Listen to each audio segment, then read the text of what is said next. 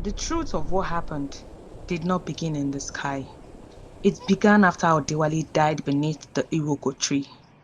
When the creature's hand pierced his heart, Odewale's body fell to the earth. But his Emi, his life spirit, did not die immediately. Among the Yoruba people, it is believed that when a man dies suddenly, his spirit does not always go straight to the land of the ancestors. Sometimes it wanders, and that night, Odewale's spirit wandered into a place the elders called Àárín Ayé àti Ọ̀run, the place between the earth and the spirit world. There, time did not move.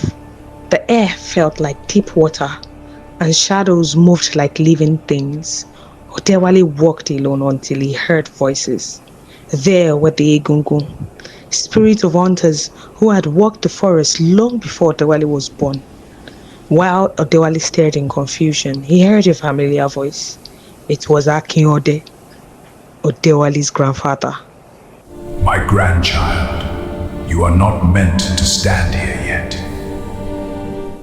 My heart was taken. Yes, but your destiny was not finished. There is a woman whose soul is tied to yours. If you do not return, her spirit will break. Death took your body, but betrayal called you here too early. If you return to the earth, you will not return as the same man. The forest will mark you. You will see things ordinary men cannot see. The road back to the living is not given freely, and for Odewale, he was willing to pay the price. He fell from the sky, back into the world of the living, back into the land of men, back to the woman he loved.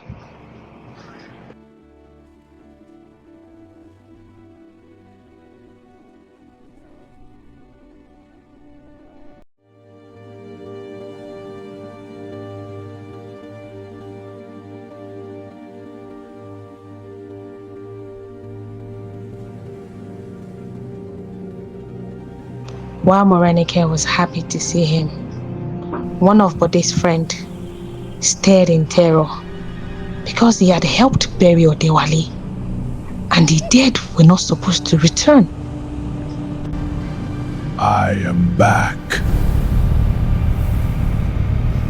Bode had just dreamt of Odewale's return when the news reached him that Odewale is alive. Bode looked confused. That is impossible. Fear began to crawl, and they all ran back to the river where Bode's friend claimed to have seen them. And when they got to the river, they found no one. 3 nights later, Bode sat drinking with his friend. The story came up again. This time, Bode laughed louder. "Your mind is playing tricks on you," he said. His friend stood up, uneasy. Bode slept, and judgment found him. Bode had a dream. He was standing alone in the village square. The moon was red. Suddenly, tall masquerade appeared from nowhere, terrifying, and behind them was Odewale. But this was not the Odewale he knew. His body was surrounded by moving magical mist, and his hand was a long hunter's whip made of twisted leather and spirit energy. Bode tried to run, but his legs refused to move. The masquerade circled him slowly. Then Odewale raised the whip and struck him. Bode screamed.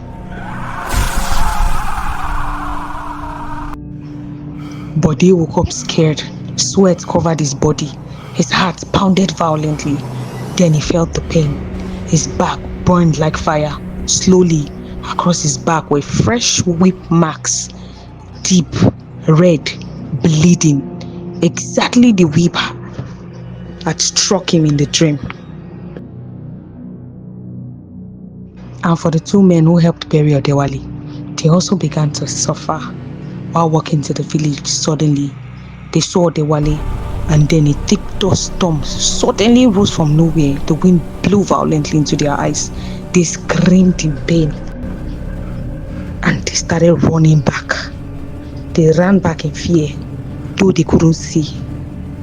The next morning, villagers took them to the herbalist to help get cure. You fools. You buried a man whose destiny was not finished. The earth does not forget innocent blood. The ancestors do not sleep when betrayal walks the land. Please help us see again.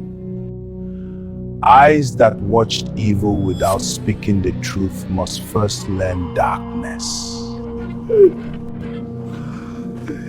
If your hearts are truly sorry, you will pour palm wine into the earth for 7 nights. You will return to the Iroko tree where you buried the hunter. You will confess your crime before the ancestors. And if the spirits accept your repentance, perhaps mercy will find you.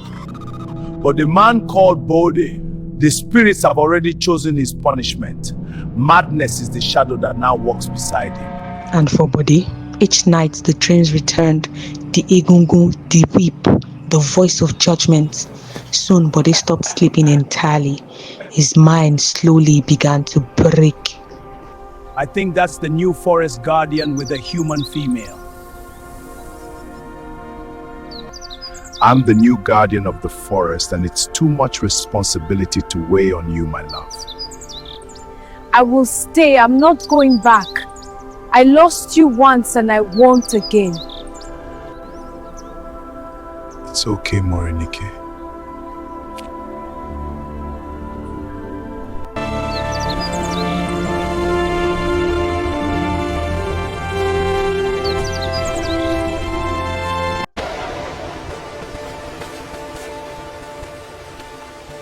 For every new guardian, the old is relieved.